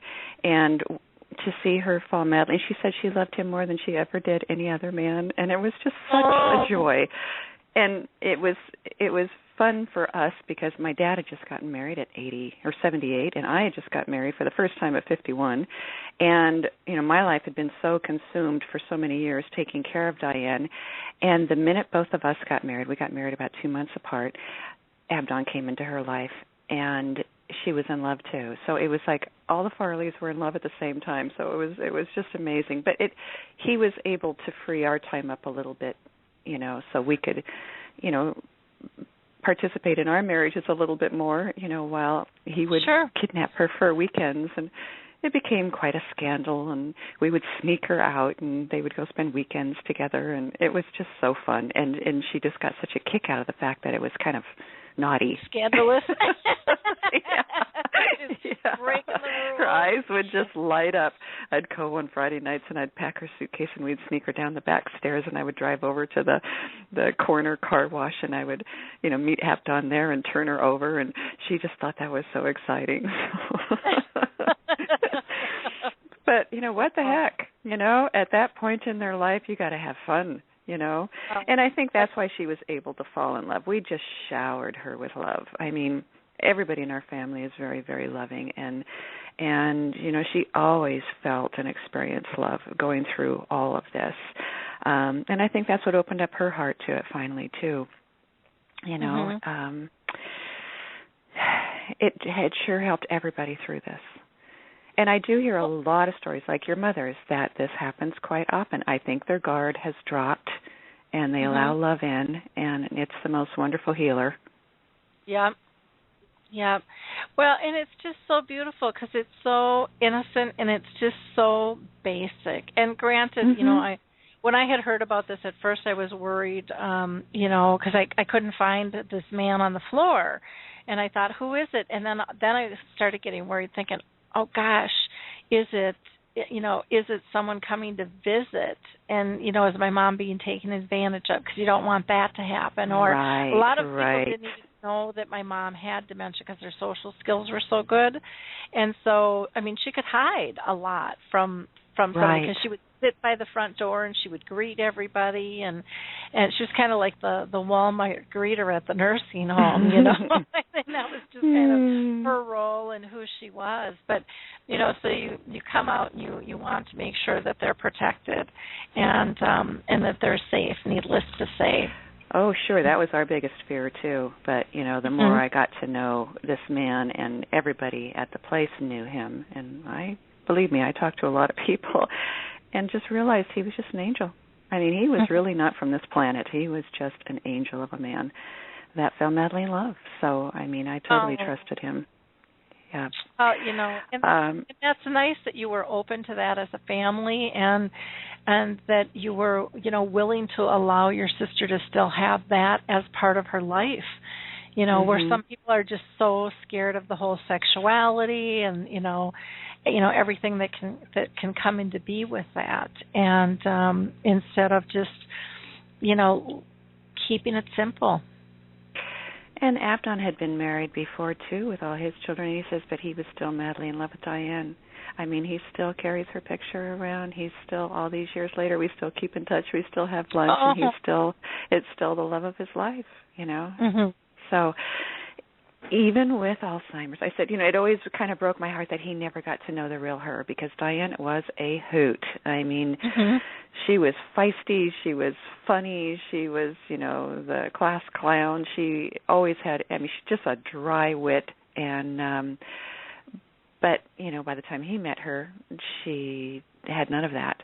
And he still fell madly in love with her. And I says, it's great, because my husband, nor my dad's wife, nor Abdon, none of them got to know Diane before this happened. And it was just kind of sad. I mean, she became a completely different person, a very sweet, loving person, but, she'd lost the ability to communicate for the most part by the time she met most of the family members, the new family members. So, but, one other thing that we were going to talk about, too, is the support groups. I think that is like the number one important thing that you can do. And when Diane was diagnosed, again, at 49 or 50 years old, we got involved with the local San Diego Alzheimer's support group, and they wanted her to go to an out and about. For people out there that don't know what that is, it's one day a week. They pick up all of the Alzheimer's people, and they take them on a little adventure. And, they took them to great places, museums or factories or the zoo or behind the scenes at the Old Globe Theater. I mean, all kinds of fun things. But anyway, they had this group already in existence, and I sent Diane once. And, of course, they were all, 70 and 80 years old. And I asked how it was, and she says, well, I don't really feel comfortable, because she could still communicate back then. I don't really feel comfortable with all of these people. And so when they called to see if Diane was going to go the next week, I kind of, using her words, I said she didn't really want to hang out with a bunch of old people. I jokingly said, if you ever start an early onset support group, let me know for younger people. And sure enough, Anna King called me back within 2 weeks and said, I have 6 people in their 50s. And I said, let's do it. So we started the first early onset support group here. And it was great because it was 3 women and 3 men, and they all were between 50 and 60. And it was great because my dad and I would go, every week with Diane, and they'd put all of the Alzheimer's people in one room and all of the caretakers in the other, and we are the only ones that were just Diane's siblings. The others were all spouses. So we would all get to talk about everything that was going on in our lives and share information and share what we were doing. And then the Alzheimer's people, at this point when they could still talk, would communicate and go through their frustrations. I mean, they would have somebody in there leading their conversations as well. But it became such an important thing for us because Diane was still living alone at this point. And we thought she was doing fine. As you say, they are very good at putting on fronts. They're very good at hiding everything because they don't want to lose their independence. And if it wasn't for this support group, I probably would have let Diane live a lot longer by herself and be totally oblivious and ignorant of what was going on. But there was a gal in the group that was Diane's age. She was diagnosed about the same time. They even reminded me of each other. She was a school teacher, and her husband, Michael, and I would keep in constant contact. We would talk at the meetings, but we would also email all the time, and he'd email me and say, well, my wife isn't able to shower herself anymore. You may be able to watch. You might want to watch over Diane. And I found she can't cook for herself anymore, so you may be able to check in with Diane on that. So I would go over on a Saturday morning, and I would tell Diane, well, I didn't have a chance to have breakfast. Will you cook me a little breakfast? And she would just look at me with these big blue eyes and just a blank stare. And all of a sudden I was like, oh, my gosh. She forgot how to use the microwave. She forgot how to cook. That's why every time I'd buy groceries, there's still food in the refrigerator when I came back the next week. They forget hunger. They forget how to cook. They forget how to take care of themselves. So it was at that point I realized, oh, my gosh, I'm going to have to do something. And, probably a little denial on my part because if I felt, that I put her in, I didn't want to go that next step and put her in a home at her age, in her early 50s. It just broke my heart, but we realized, and she told me, and I asked her, she said, okay, I'm ready. So she knew. She was, scaring herself, I think. She'd lost a lot of weight. So, again, if it wasn't for the support group and me talking to Michael all the time and him watching his wife and telling me what to be looking out for, I would have been oblivious to a lot of things. I'm sure it would have come to me sooner or later, but and again, it's also, being able to understand what other people are going through so you don't feel alone. you're not by yourself. I mean, this is so devastating for the caretakers that you need to talk to people. You need to be able to communicate with others that are going through this at the same time, so you don't feel alone or it can just eat you up. But again, it's important to get them in the out and about. It gives them the caregivers a little bit of me time, a few hours, even once a week that you can go and be by yourself and take care of things that you need to be doing. And like I say, it's the hardest thing in the world to watch your loved ones disappear, but if you have a support group to talk to that are going through the same things. I mean, I still talk to our people. We've only got one gal left, and that was Diane's friend. Everybody else is gone out of the group. Everybody was taken early, which I always say are the lucky ones.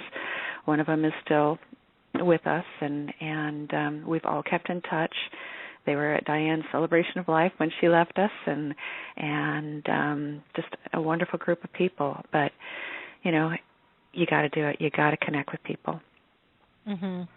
Yeah, it's very, very, very important. I stopped going to support groups myself. I didn't do a lot of it, but and then it was, oh gosh, we were kind of in the thick of things. I hadn't gone in years and years and years, and I went to hear a speaker, and they posed just one question to me that made me say, I need to go again. And I didn't even know that I needed that. It was kind of serendipity that I landed there, and I went for, I bet about another year, and I learned so much and found so much comfort, So it's important to have those conversations. It's important to take care of yourself. Right. I truthfully have not gone since Diane passed, but I think when you're going through it, you definitely need to participate in it. I think sitting around and writing the book for 6 years was very cathartic for me, and that's probably what helped me through it. But, I mean, I feel, I cried for a year after Diane died. I mean, it took me 2 years before I could even start on the book again after she died. And, that's important too. You've got to grieve, you've got to get it out, you've got to share it. But I think, for me to sit down and tell the story, and for me to be able to laugh all over again, and for her stories to come through, to understand, even though you're going through this with people, you still got to find love, you still got to find happiness, you still got to find laughter through all of this. In fact, I've had friends for years that have told me stories of their parents that have gone through Alzheimer's, and before, this happened to my sister, and I would always say, oh my gosh, these are such funny stories. You should write them down and just write a comedy book. Yep. And she never did, but I can see, I think somebody has done that, but she said she got her mother a puppy for Christmas, and so for a present she had sent her mom a new dog collar for the dog, and her mom wrote her back a very nice thank you note. Thank you so much for the new belt, but it's very small. I don't think I can use it. Maybe you could get me a bigger size. But I mean, not knowing that it was a dog collar, she thought it was a belt for her. But the funny stories, and you do have to be able to just laugh. You have to let loose and laugh. I mean, our family has always been one that laughs. We make fun of each other. We poke fun, and we enjoy life. And that stopped for a little while, but I realized you've got to continue that. Yeah, definitely. What can you tell us? What was the most important part of giving care to you? What really resonated with you? Oh gosh, just that she was my best friend, and it gave me. I've always, everybody in our family's always been very healthy. I knew nothing about, never been in the hospital, knew nothing about doctors, really didn't like doctors, didn't trust doctors. And that's how this whole book starts out, and my whole adventure starts out. And I probably wasn't very nice to a lot of these doctors because I was, I went in very tongue-in-cheek, like, tell me what's wrong, but I don't really think you're going to be able to help me out. It made me realize how important it is to release. You've got to be your advocate, but you've got to believe once in a while in people too. And you've got to believe in miracles. You've got to just do everything you can day by day find your inner strength. Like I say, when I found out that I had to go in and sign her up for short-term disability, then long-term disability, then Social Security disability, and then all of this, I mean, piles and piles and piles of paperwork. You find a person inside you that you didn't know existed. To go and find homes. I mean, I remember my last class in my design class was we had to go design an Alzheimer's center, coincidentally enough. And I designed this beautiful Alzheimer's center for my final project to get my bachelor's degree. But for me to walk into that center, it was excruciating. I hated hospitals. I wasn't comfortable around old people. I wasn't comfortable around anything to do with Alzheimer's. But boy, after you experience it yourself, you have to learn to embrace all of this. And I found an inner strength in myself that I came in and went full force and was able to be her advocate and get her through all of this. And you find a strength you didn't ever think you could have. I guess that's what I would have to say, is I found an inner strength in myself that I never, ever expected to be able to find. Mm-hmm. Yeah, it is kind of incredible, isn't it? You don't, I guess none of us go into something like that thinking it's going to make us stronger. We just kind of walk into it and think, oh my gosh, we're going to be beat up, but there really are gifts in the journey that can be so helpful for us. And for me now, I would say, to write this book, which was extraordinary, from my background, and to be able to get this out, and it's gotten great accolades. I've had so many people call and say, oh my gosh, this has helped so much, in helping us guide us through. That to me is such a huge joy, if I can help other families go through what we already went through and help them step by step of what they need to do, and not be so scared. If I can do it, anybody can do it, is the way I look at it, and to hold their hand through this process. Yep. And that was the whole reason for this. So hopefully it will be a lot of help for people. Yeah, I definitely think that it will be, and people can reach you at www.reneefarley.com, and from there they can get the book as well. I think it'll be an enjoyable, enlightening read. All we need is a happy ending, and isn't that what we all want? And just the spelling on that, just because it is unusual, my name is spelled Renae, which is a little different.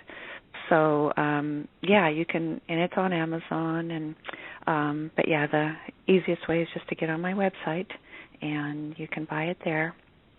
Well, wonderful. Well, again, I thank you so much for being with us today. It was great having the conversation, and I'm always amazed at how fast the time flies here. But Lori, thank you so much for having me. I really appreciate it. And again, I know that you just lost your mother, so my heart goes out to you as well. But they're up there together, probably having a good old time. I know, and I still feel Mom's presence really close to me, which is very nice. In fact, after she died, that song "Happy" that went viral was like screaming in my head, and it was really weird because the week she was sick, everybody started sending this back and forth in our family and friends. Great. And so then when Mom died, it was so loud. It was like the band was playing in my bedroom for like 2 nights straight. Great. And I couldn't sleep. And then the third night I said, okay, I get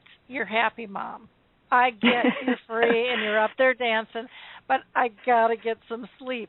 And so the third night I was able to sleep really pretty good, but there were a couple of times where it was almost like somebody opened the door to where the band was playing, and I could hear it, but it wasn't so loud, and then the door shut again, and it was hilarious. So I know that she's in a good spot and is doing well, and we'll just always be close. That doesn't and they go say away.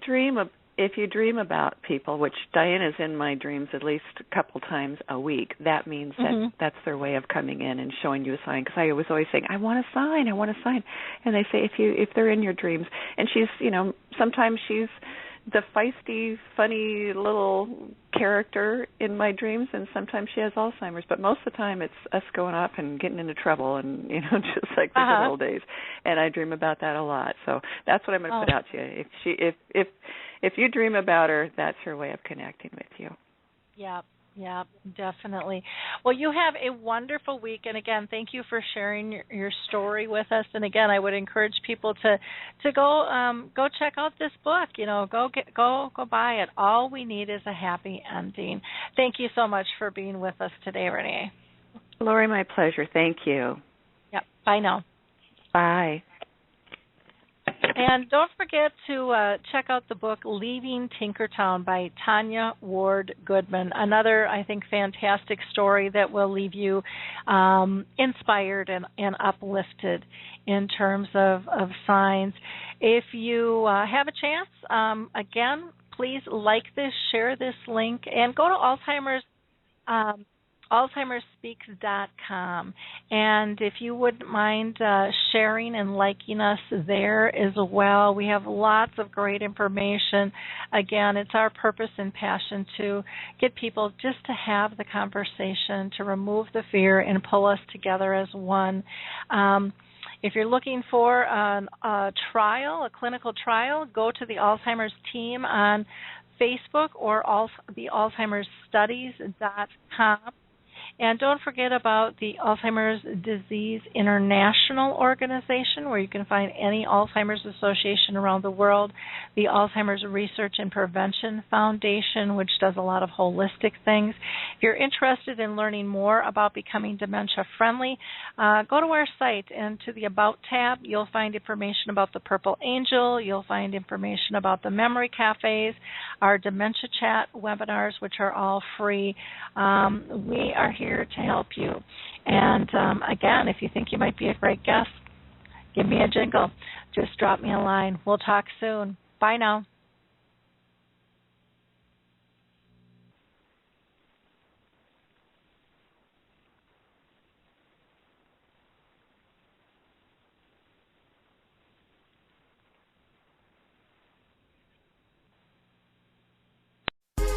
Hi, this is Suzanne Newman, host of the Answers for Elders podcast and radio show. We are the North Star that guides you through the complicated journey of senior care with trusted experts in money, law, living solutions, and more. So join us on this station, your favorite podcast channel, or just go to AnswersForElders.com. Meet the Wayshowers who will help your journey go a lot easier.